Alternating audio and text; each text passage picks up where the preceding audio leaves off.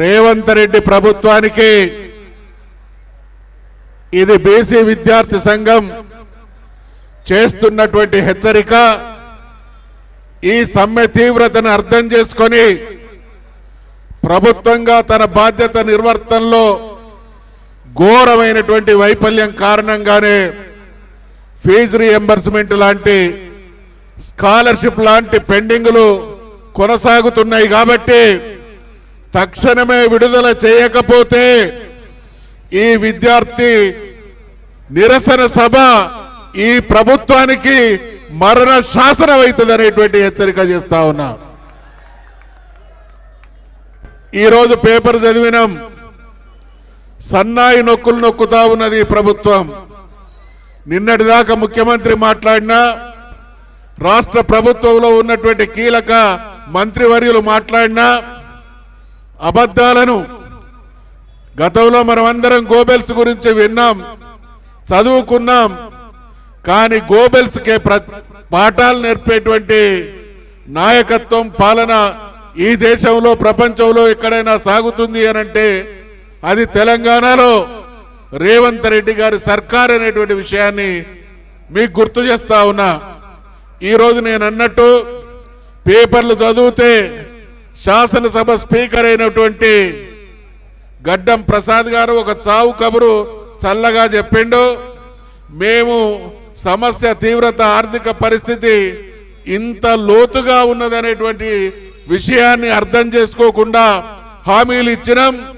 మేమిచ్చినటువంటి హామీలను నెరవేర్చేటువంటి పరిస్థితి లేదు అనేటువంటి మాట మాట్లాడిండు అనంటే, అన్ని వర్గాలను వంచినటువంటి మీరు ఈ విద్యార్థి లోకాన్ని వంచిస్తే తెలంగాణ విద్యార్థి లోకానికి ఉన్నటువంటి చరిత్ర ఈ ప్రభుత్వానికి తెలుసు. చరిత్ర తిరగరాయగలిగినటువంటి సత్తా తెలంగాణ విద్యార్థి లోకం సత్తా అనేటువంటి విషయాన్ని ఈ సందర్భంగా మనవి చేస్తా ఉన్నాం. ఆ పరికే పోదు అనేటువంటి విషయాన్ని కూడా హెచ్చరిక చేస్తా ఉన్నాం.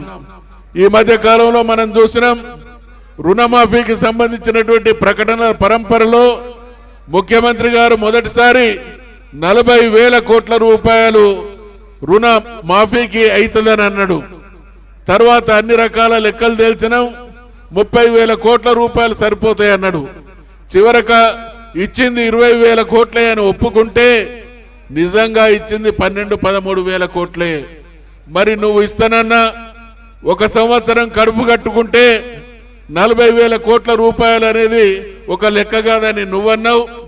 గతంలో బడ్జెట్ ప్రవేశపెట్టిన సందర్భంగా ఉప ముఖ్యమంత్రి వర్యుల వారు గత ప్రభుత్వం చేసినటువంటి అప్పులు తెలుసు, తప్పులు తెలుసు, సమస్యలు పరిష్కరించేటువంటి సత్తా మాకుంది, సంపదను ఏ విధంగా సృష్టించవచ్చో ఆ మెలకువలు తెలుసు అనేటువంటి మాటలు మాట్లాడి ఇవాళ అన్ని వర్గాల జీవితాలతో పాటు విద్యార్థి లోకం జీవితాలతో కూడా చెలగాటం ఆడుతున్నారు. కాబట్టి ముఖ్యమంత్రి గారు, మీరు ప్రకటించినటువంటి 40,000 కోట్లు సాధ్యమే అన్నప్పుడు 14-15,000 కోట్ల రూపాయలు మాత్రమే రైతాంగానికి రుణమాఫీ పేరిట ఇచ్చినప్పుడు మరి ఒక 4-5 వేల కోట్ల రూపాయలు విద్యార్థి లోకాన్ని ఆదుకోవడానికి, విద్యార్థుల భవిష్యత్తు బంగారు భవిష్యత్తుగా మార్చడానికి, తీర్చిదిద్దడానికి మీకున్నటువంటి ఇబ్బంది ఏంటి అనేటువంటి ప్రశ్న ఈ సందర్భంగా ఉత్పన్నం కాక తప్పదు. అంటే మీకు చిత్తశుద్ధి లేదు.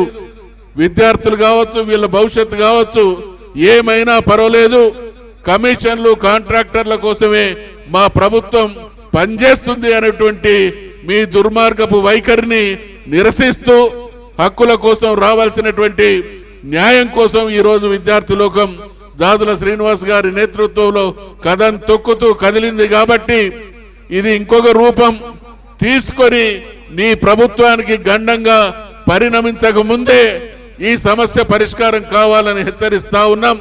ఈ విషయంలో మీనమేషాలు లెక్కబెట్టి ఏం కాదులే అనేటువంటి అతి విశ్వాసానికి నీకు పోతే రాజకీయాలకు అతీతంగా విద్యార్థి లోకంతో పాటు బీసీ సమాజం కూడా నీ ప్రభుత్వం మెడలు వంచి వీళ్ళకు సంబంధించినటువంటి సమస్యలను పరిష్కరింపజేయడంలో మేమందరం కూడా ముందుంటామనేటువంటి విషయాన్ని మనవి చేసుకుంటూ విద్యార్థులందరికీ హృదయపూర్వకమైనటువంటి ధన్యవాదాలు తెలియజేసుకుంటూ సెలవు తీసుకుంటా ఉన్నా.